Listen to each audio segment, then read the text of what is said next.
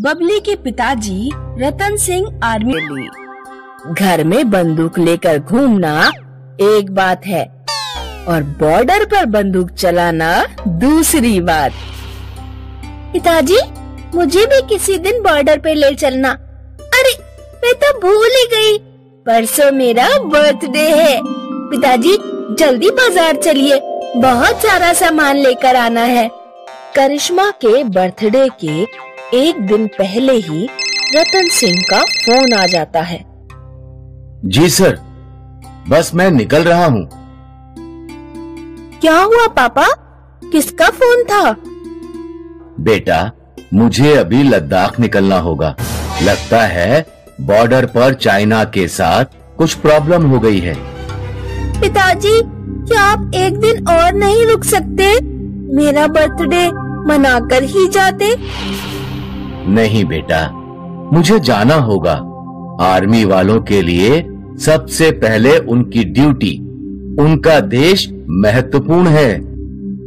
करिश्मा आंखों में आंसू लिए अपने पिता को गुड बाय कहती है।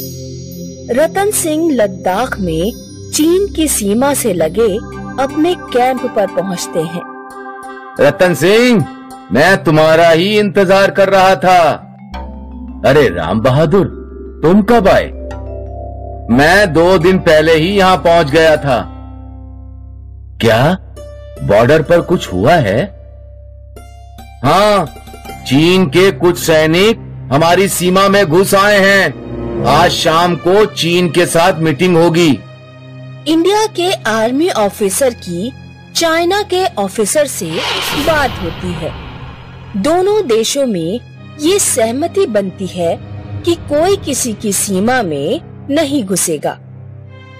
रतन सिंह और बाकी आर्मी ऑफिसर कैंप में वापस आ जाते हैं।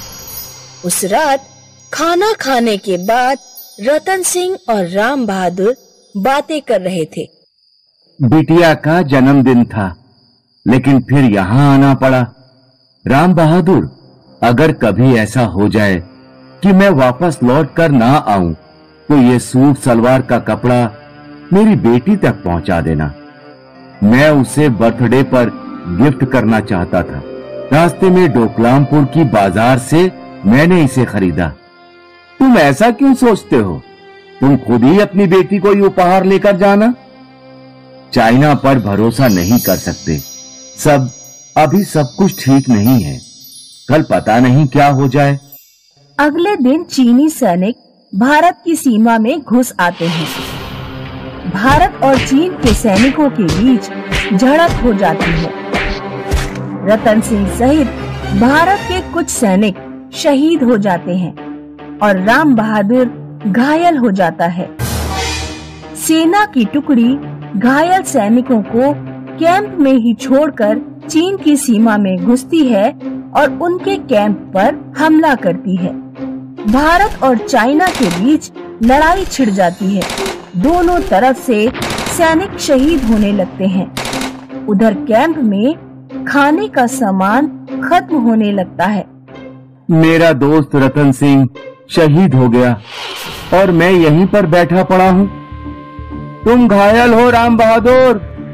ठीक है, अगर मैं मोर्चे पर जाकर कुछ नहीं कर सकता तो ना सही, लेकिन दूसरी तरह से सेना की मदद कर सकता हूँ। सेना के कैंप से कुछ किलोमीटर दूरी पर डोकलामपुर नाम का गांव था। सीमा पर अक्सर गोलीबारी होती रहती थी, इसीलिए गांव के लोग घर से बाहर कम ही निकला करते थे। गांव में आरव नाम का लड़का अपनी माँ के साथ रहता था। 5 साल पहले जब आरव के पिताजी भेड़ों को चारा खिला रहे थे, तो एक तोप का गोला उनके ऊपर आ गिरा और उनकी मृत्यु हो गई। इसीलिए आरव की माँ आरव को बिल्कुल भी घर से बाहर नहीं निकलने देती थी। मैं भेड़ों को लेकर जंगल में जा रहा हूँ। तेरा दिमाग खराब हो गया है। सीमा पर युद्ध चल रहा है, गोली लग गई तो तू भी अपने पिताजी की तरह मर जाएगा। मैं घर में बैठे बैठे बोर हो रहा हूँ। मुझे नहीं पता, मैं जा रहा हूँ। आरव अपनी माँ की बात नहीं सुनता और भेड़ें लेकर जंगल की ओर चल पड़ता है। रास्ते में उसे राम बहादुर मिल जाता है। बेटा, मैं सेना के कैंप से आ रहा हूँ। कैंप में खाना खत्म हो गया है। क्या तुम्हारे गांव के लोग मदद कर सकते हैं? आरव राम बहादुर को लेकर गांव में पहुंचता है। सुनो सुनो गांव वालों, कैंप से एक सैनिक आया है। हमें उसकी मदद करनी चाहिए। चीन और भारत के बीच युद्ध चल रहा है।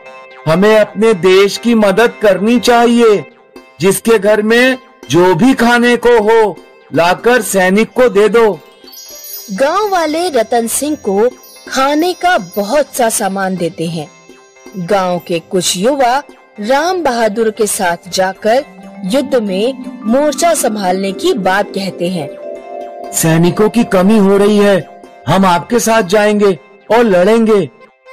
मुझे तुम लोगों पर बहुत गर्व है, लेकिन अभी बहुत बड़े युद्ध जैसे हालात नहीं हैं। और फिर तुम्हें बिना ट्रेनिंग के लड़ाई में नहीं भेजा जा सकता। तुम लोग मेरे साथ कैंप चलो और सैनिकों की मदद करो।